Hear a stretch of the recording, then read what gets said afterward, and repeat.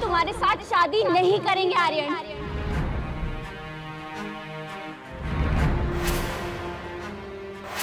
अरे राजा ठाकुर, ये लड़का एक खतरनाक अपराधी है।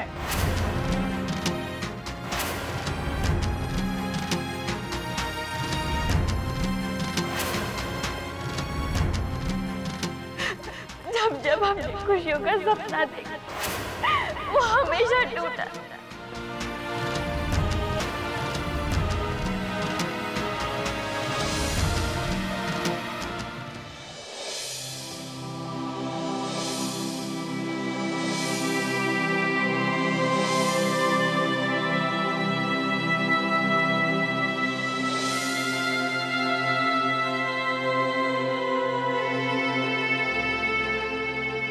भैया, आप? क्या बात है? कुछ नहीं, हम तो सिर्फ ये देखने आए थे कि तू ठीक है कि नहीं। तू अब तक सोई नहीं? वो भैया नींद नहीं आ रही थी। वैसे आप हमसे नाराज तो नहीं है ना भैया? अरे पगड़ी, हम तुझसे नाराज काहे होंगे? उल्टा हमें तो तुझ पर बहुत गर्व है। अच्छा हुआ तुमने बाबा को आर्यन से शादी ना करने का फैसला सुना दिया। लेकिन नंदिनी, तुझे हम पर नाराज होने का पूरा हक है। हमने एक बार फिर तुझे दुख दिया है। हमारी बहना एक बार फिर, ये सब हमारे कारण हुआ है। हम तेरे गुनहगार हैं, तेरी गुनहगार है नंदिनी। नहीं भैया, जिसका भाग्य ही खराब हो उसमें कोई क्या कर सकता है। जो भी हमारे भाग्य में लिखा था वो हो गया। आप ऐसा क्यों सोचते हैं कि इसमें आपका कोई दोष है? आप हमसे वादा कीजिए, इस सब के लिए आप खुद को दोषी नहीं ठहराएंगे। वादा कीजिए हमसे।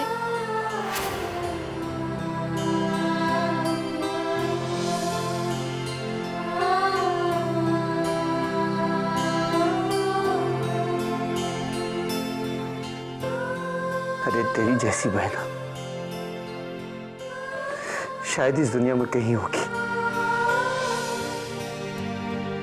भैया, अगर आप नाराज नहीं होंगे तो आपसे एक बात पूछें? पूछो ना। आपका बाबा से इतनी नफरत का कारण क्या है?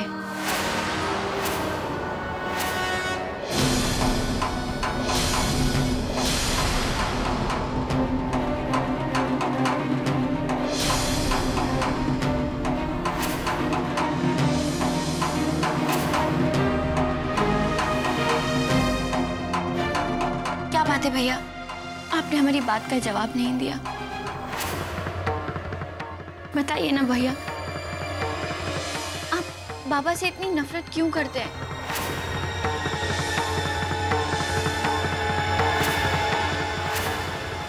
जी भाई राजा, मैं भी ये जानना चाहता हूँ, आखिर बाबा के साथ आपने ऐसा व्यवहार क्यों किया?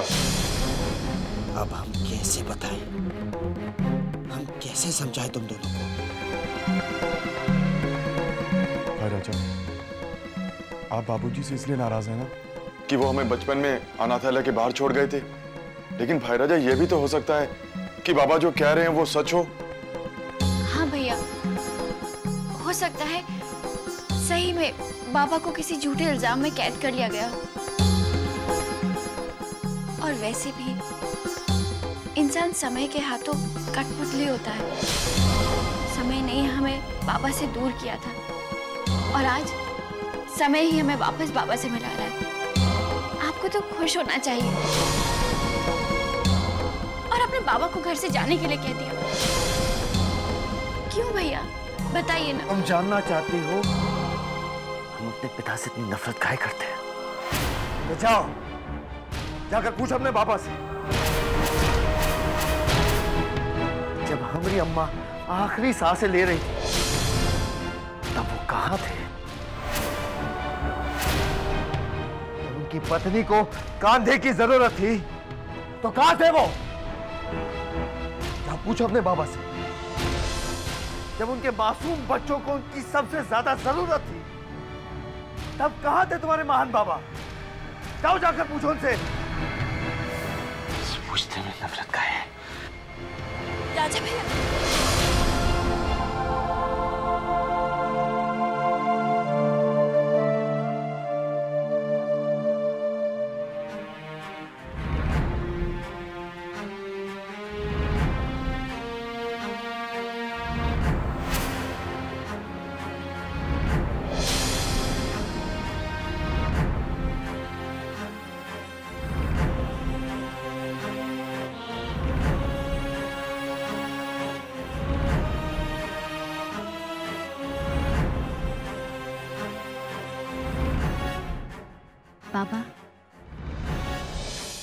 बाबा, आप राजा भैया की बातों का बुरा मत मानिएगा। वो सिर्फ अपनी जबान से थोड़े सख्त हैं, पर उनका दिल बिल्कुल मोम की तरह है। हम जानते हैं राजा भैया के मन में आपके लिए बहुत इज्जत है।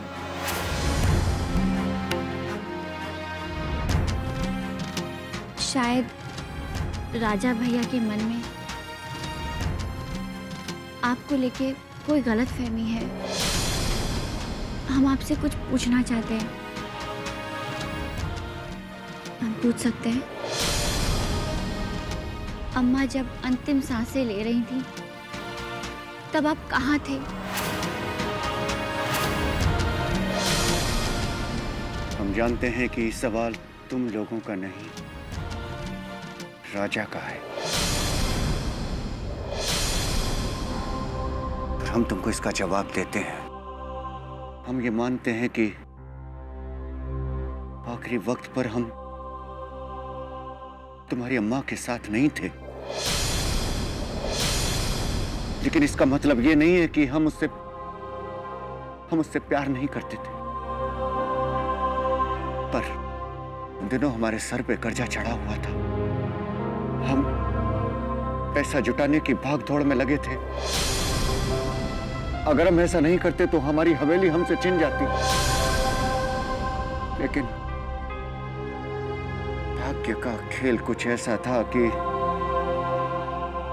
ना तो हवेली बची और ना ही हम शांति को बचा पाए।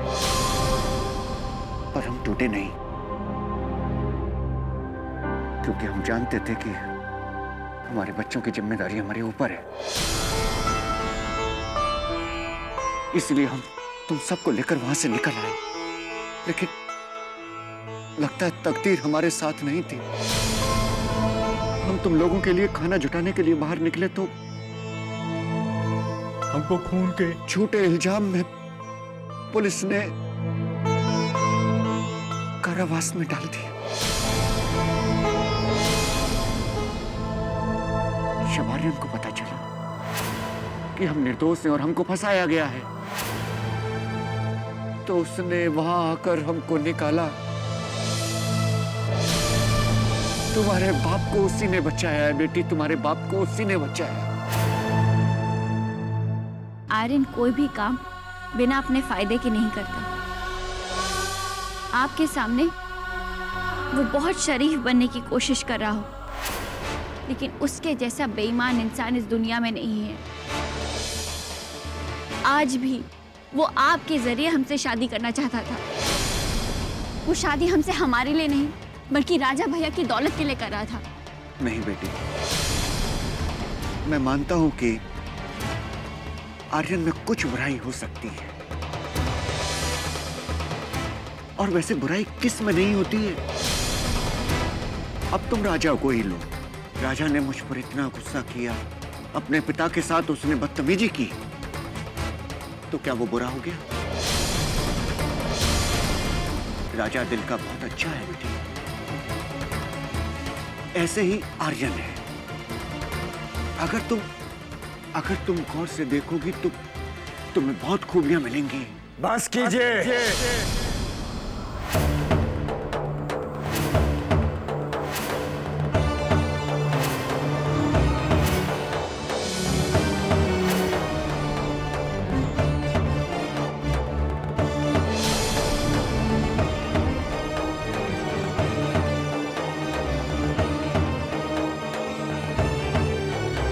नंदनी और अंबर हमारे बच्चे हैं।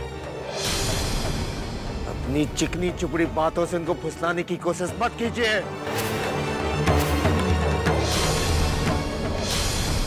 हम अच्छी तरह जानते हैं आर्यन ने आपको मोहरा बनाकर हमारे सामने भेजा है कि वो हमारे साथ कोई गंदा खेल खेल सके। आप चाहे उसे कितना भी सदाचारी करें, लेकिन आर्यन का सच्चा चेहरा हम जानते हैं। आप चाहे जितना भी जोर लगा दें, लेकिन हम नंदनी का हाथ आर्यन के हाथ में नहीं सौंपेंगे।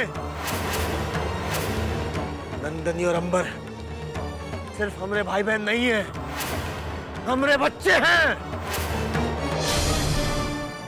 और कोई अपने बच्चों का बुरा नहीं चाहता। जान लीजिए ये आप बच्चे हैं तुम्हारे। तुम अपनी बहन का हाथ एक अपराधी के हाथ में दे रहे थे। बोलो, हैं? क्या कर रहे थे ये? उसकी जिंदगी खराब कर रहे थे तुम। तुम उसके भाई हो। भाई कहते हो अपने आप को। क्या कर रहे थे तुम? बोलो, जवाब दो। नंदनी हमारी बेटी है, ठाकुर पदम सिंह की बेटी, और हम जो चाहेंगे नंदनी वही करेगी।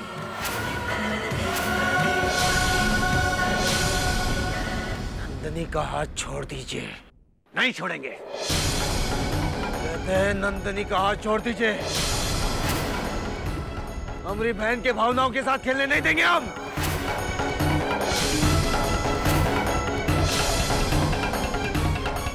कहते हैं छोड़ दीजिए उसे।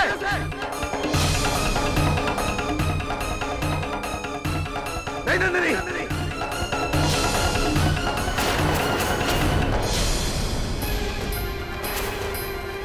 तुम्हारी सहानुभूति, तुम्हारे प्यार, तुम्हारे इज्जत के लायक ही नहीं है। दूर रहो उनसे।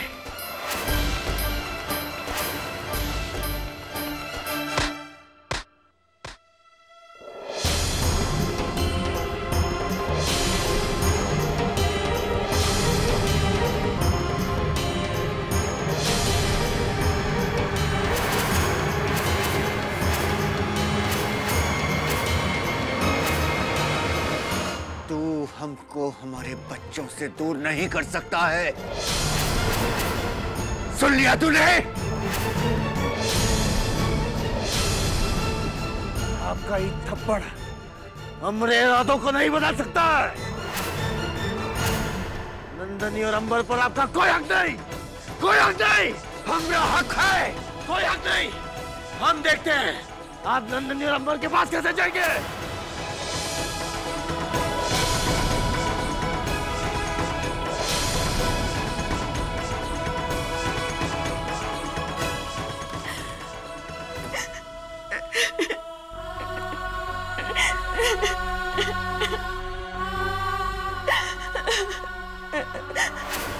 रुक जाइए। सिर्फ जन्म देने से पिता पिता नहीं होता।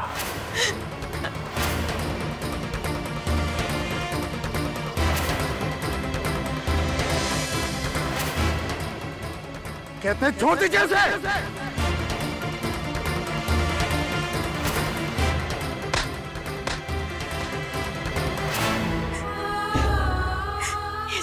हमारी वजह से ही हो रहा। आज एक पिता और बेटे के बीच में इस तरह से लड़ाई हो रही है। हर चीज का कारण हमें।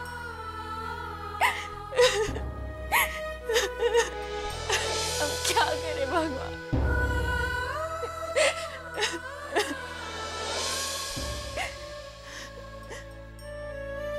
ठीक है, सारी लड़ाइयों की जड़ हम ही है ना। हमारी वजह से ही सब हो रहा है ना, तो हम इसे खत्म भी कर देंगे।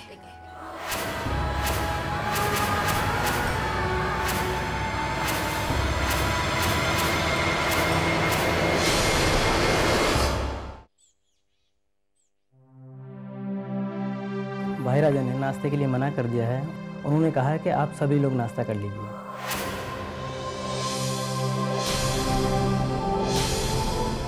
ठीक है जी। नाश्ता नहीं करेगा? अगर ऐसा करता रहा तो उसकी तबीयत खराब हो जाएगी। मैं जाके बुला के लाती हूँ। आप बैठिए, मैं देखती हूँ।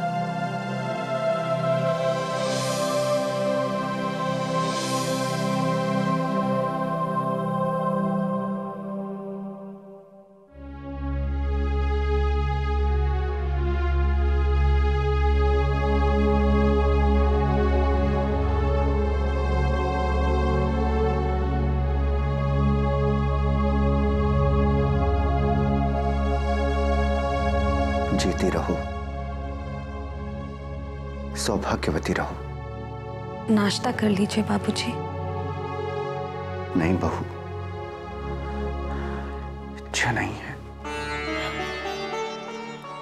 अपनी बहू के हाथ का बना खाना नहीं खाएंगे? चलिए।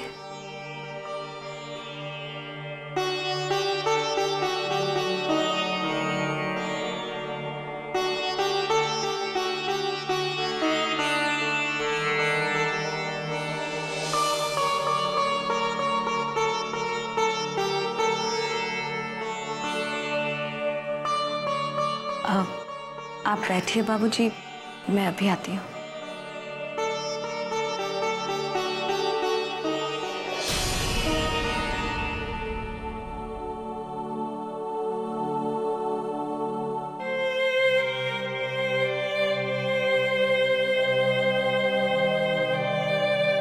आपने नाश्ता करने से क्यों इनकार कर दिया? अब तो जीने की इच्छा ही नहीं रही नीलिमा। जीकर क्या करेंगे?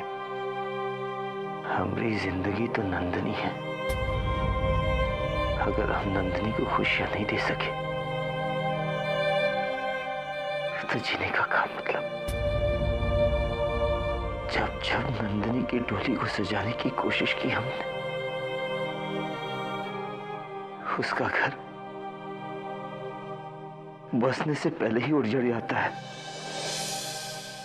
और हम चाहकर भी कुछ नहीं कर सकते।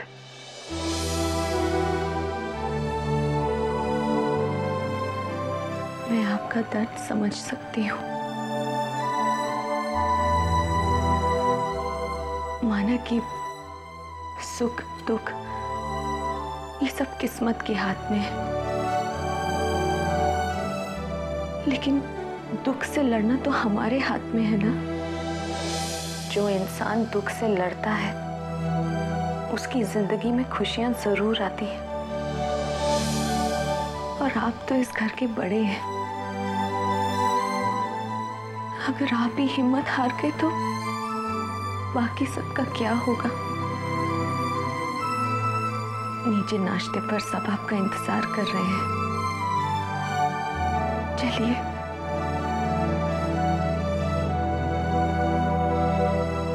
नंदिनी कहाँ है? वो अपने कमरे में आराम कर रही है।